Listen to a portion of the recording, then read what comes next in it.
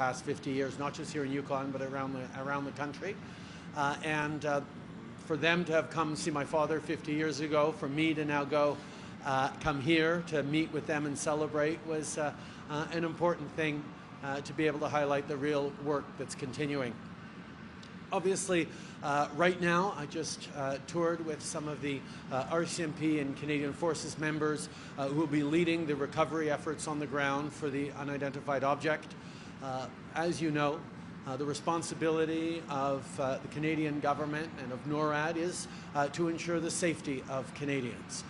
And when these unidentified objects represent a threat to airline traffic, to civilian safety, we needed to take action, which we did.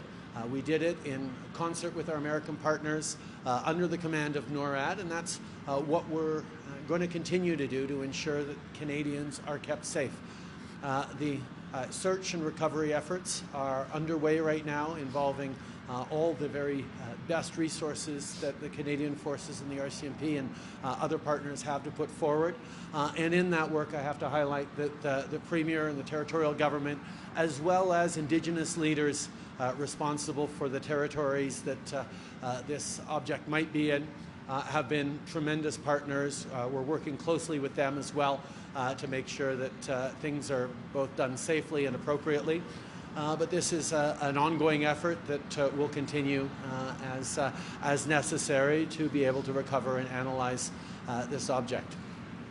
C'est un grand plaisir d'être ici à Whitehorse. Ça a été des belles conversations avec le Premier ministre sur la santé, sur l'infrastructure, sur les changements climatiques, sur la lutte, la croissance économique. On a aussi évidemment célébré avec les peuples Premières Nations les 50 ans de travail ensemble pour livrer la gouvernance qu'ils sont en train de vivre maintenant. C'est un beau moment où ils sont venus voir mon père il y a 50 ans. Moi, je peux venir les voir, célébrer ces 50 ans. Mais évidemment, ce matin, j'ai passé quelques minutes avec les membres des Forces armées et la GRC qui vont être responsables de la recherche pour l'objet non identifié qu'on a abattu ici au Yukon. La responsabilité de tout gouvernement, c'est de garder ses citoyens en sécurité.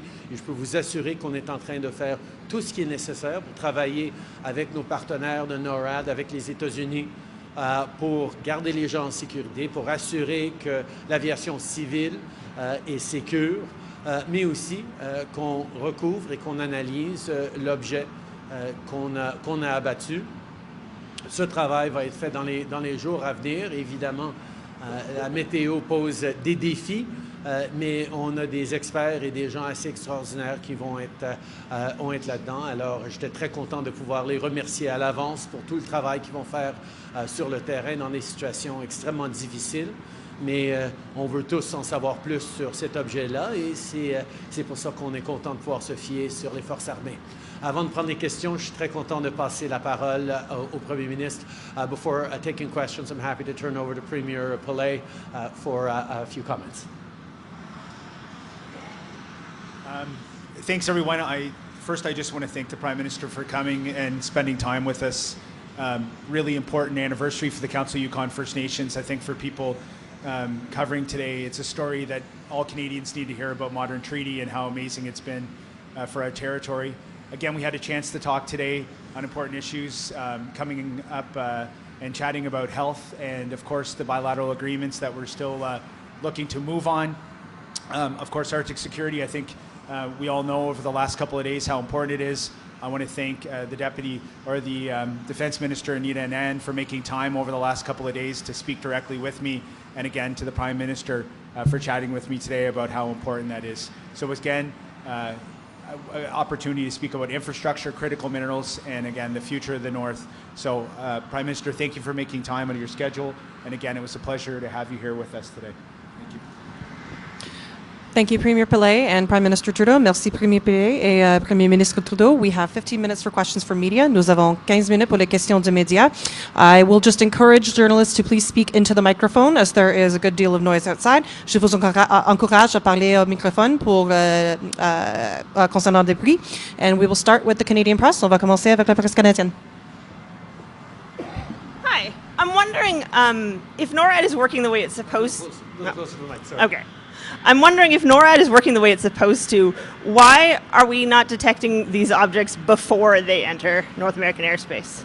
Actually, we are ensuring that we're monitoring together the airspace. NORAD is one of the only joint commands for territorial defense in the world.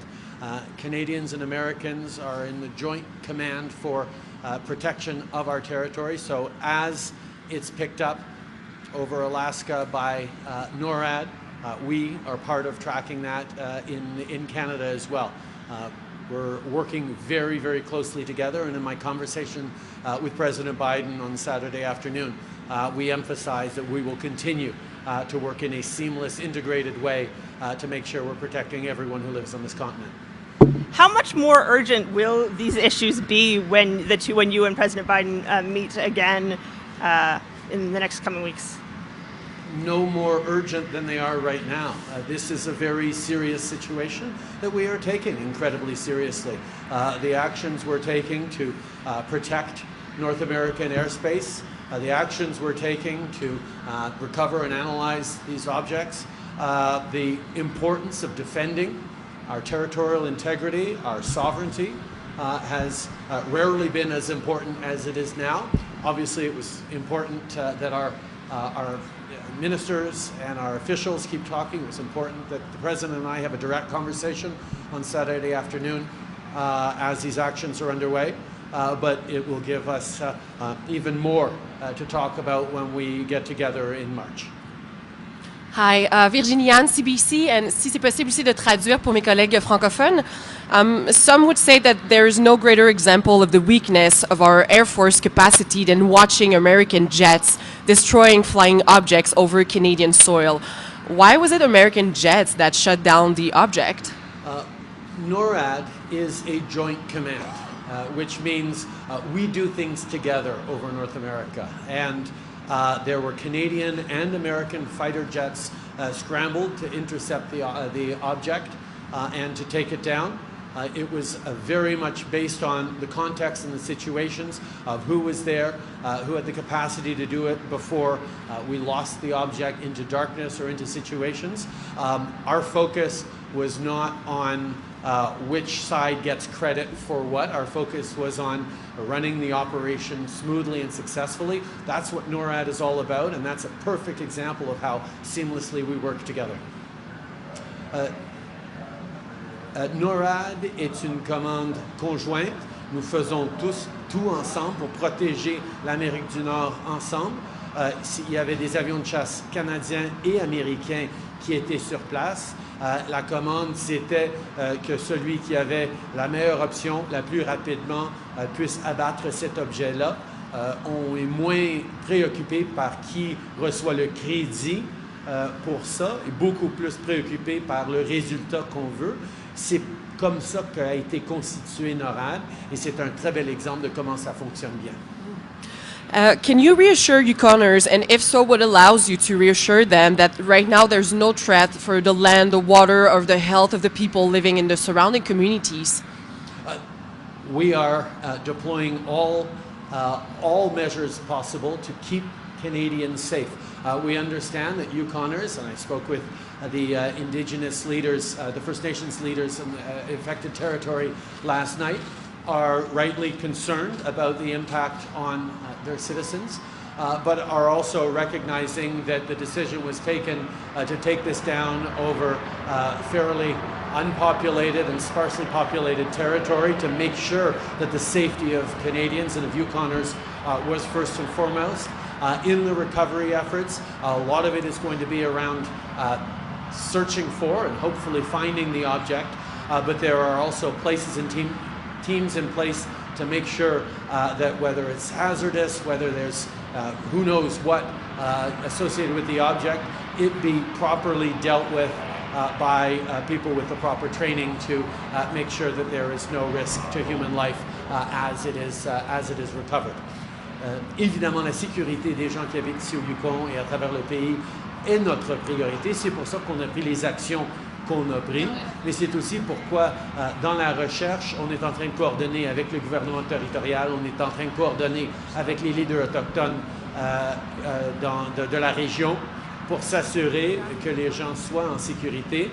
Parmi les équipes que je viens de rencontrer pour faire la recherche et l'analyse et la recouverte de l'objet éventuellement, il y a des experts en matière dangereuse qui vont s'assurer qu'il n'y a pas de menace à la population.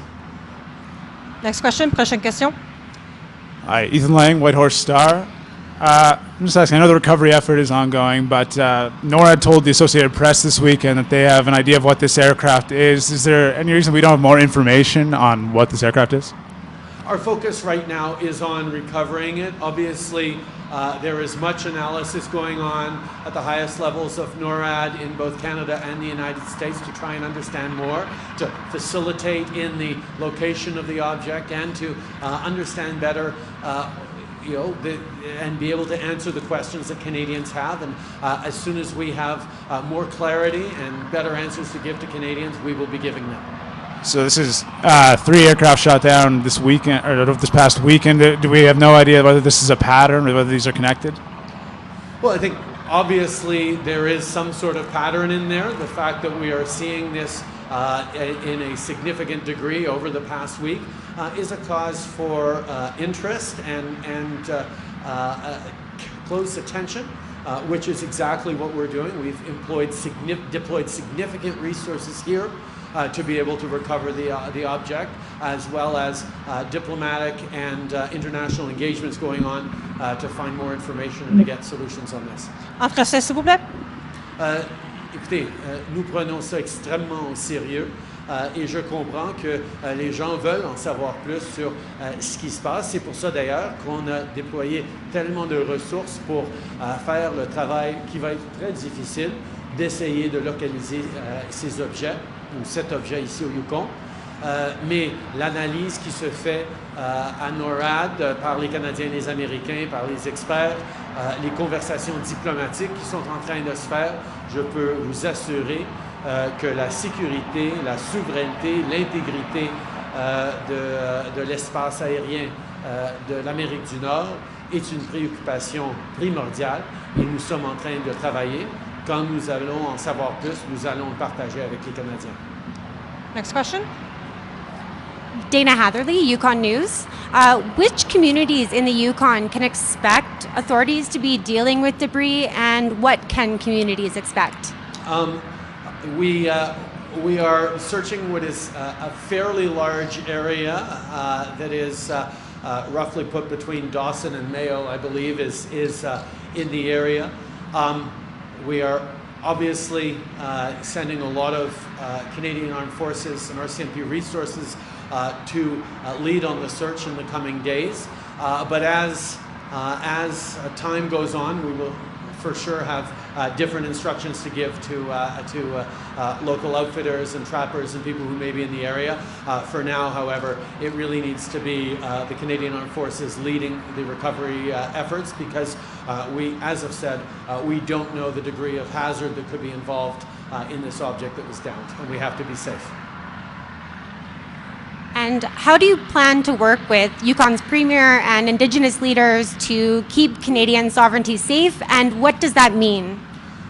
Well, obviously, the responsibility of the federal government and the armed forces is to make sure, and NORAD is to make sure Canadian sovereignty is protected and maintained. But we do that in partnership. You can't talk about protection and sovereignty in the North without talking about and talking with the people who've lived here for millennia. And that's always been at the core of how we need to operate in the North, how we need to work in partnership with the local communities and local leadership. I have to say that the Premier has been an outstanding partner as we've shared what information we have and keep them apprised, but also leaning in on the chiefs of the territories affected so that they can keep their people safe as well. As is always the case, it'll be about the partnerships and the close collaboration across different orders of government and different sectors that makes things work well in this area. Next question. Bonjour, Laurie Trottier, Laura Boréal. Vous avez parlé de réconciliation hier. Comment allez-vous vous assurer de consulter les peuples autochtones, les Premières Nations, entourant le projet de loi C-21? D'abord, le ministre Mendicino a été ici pour faire une consultation directe que le MP Hanley avait organisée avec les communautés ici pour parler de l'importance de garder banni des armes de style assaut. C'est pas nécessaire pour la chasse, c'est pas nécessaire pour la sécurité. On a besoin de protéger la sécurité publique, mais on a besoin de le faire d'une façon qui respecte les désirs des chasseurs, mais aussi les droits fondamentaux des peuples autochtones. Et c'est exactement ce que nous cherchons à faire. Je pense qu'on est tous d'accord qu'il y a trop de violence armée au Canada et on doit prendre action, mais on va le faire de façon qui respecte les communautés impliquées. Vous avez mentionné aussi les minéraux critiques. Quelle place occupe le Yukon? Quelle importance le Yukon a dans l'approvisionnement au Canada? Une des choses qu'on est en train de voir, c'est que le Canada est très chanceux d'avoir des minéraux critiques à la largeur du pays. Donc, il y a énormément d'investissements qui vont se faire pour des bons emplois dans le secteur minier pour des années, des décennies à venir. Mais évidemment, on sait qu'au Yukon, ils ont des longueurs d'avance. Il y a une belle industrie développée. Il y a surtout un très beau partenariat avec les Premières Nations et les peuples autochtones qui permet un développement accru de ces éléments de façon responsable. Et j'ai bien hâte de pouvoir continuer à parler avec le Premier ministre sur le développement des minéraux critiques ici au Yukon. Final question, dernière question. Hi, I'm with APTN. I just have one question. You kind of touched on it. You kind of touched on it before, but it's almost 50 years to the day that your father accepted Together Today, which has achieved obviously a lot for First Nations people in the territory. What's your thought on sort of having this historical connection to such an important document? And can you answer in English and French, please? It was extraordinarily moving for me to be able to sit down with chiefs, many of them direct descendants, the children of the chiefs who came to Ottawa. I think of Elijah Smith, I think of Sam Johnston, I think of others who were very much there to meet with my father, to sketch out an incredibly ambitious plan for self-government for Yukon First Nations that not only was visionary back then, continues to read as a visionary document for right now. And you really see the depth to which Indigenous leadership across the country and First Nations here in the Yukon see clearly about what the path of reconciliation is. Even 50 years ago, before we used the word reconciliation, the idea of partnership, of shared stewardship, of building a stronger future together where everyone had the opportunity to thrive and to do so in their language, in their culture, with respect for their traditional knowledge as an integrated part of where we're moving forward. The model that was presented to my father 50 years ago led 20 years later to the signing of the first modern treaties in an extremely concrete way that has been an example not just in Yukon, but for across the country. And it is something for me to be able to be here personally, to see the work that's been done, but it also puts things in perspective. The work of reconciliation, of changing this country, it doesn't happen in one visit or over a weekend or even in one mandate. It happens because people come together, roll up their sleeves, and start the work in a deep and meaningful way. So, as I think about my father, as I'm joined by my son here on this trip to show sort of the generational nature of the work that is being done, there's a lot more work to do. There's a lot of challenges and crises we have to deal with every given day. There are also extraordinary examples of success and progress that have been made that we do need to take time to note and yes, to celebrate. Il y a 50 ans, quand les leaders des Premières Nations du Yukon sont venus à Ottawa pour présenter un document ambitieux à mon père qui parlait de réconciliation long terme sans utiliser le mot réconciliation, ça a été un moment incroyablement important, pas juste pour le Yukon, mais pour le pays, parce que ça a jeté les bases du partenariat, du progrès que nous avons pu faire ici au Yukon depuis 50 ans, que les Premières Nations spécifiquement ont travaillé très fort pour faire au cours des 50 dernières années. Mais aussi, c'est un exemple pour le reste du pays de ce qu'on peut faire en termes de gouvernance, ce qu'on peut faire en termes de réconciliation. Mais je ne peux pas penser à ce que mon père a pu faire il y a 50 ans sans penser au fait que j'ai amené mon fils avec moi aujourd'hui pour voir que c'est du progrès générationnel. Ce n'est pas des choses qui se font dans une fin de semaine, dans une rencontre ou même dans un mandat. Ça va prendre des années, des décennies, des générations pour réussir, mais on a fait énormément de progrès ensemble et on va continuer de le faire. Alors, j'étais très, très content de pouvoir être ici aujourd'hui. Merci tout le monde. Thank you. That will conclude today's scrum. Merci, ça va mettre fin au scrum.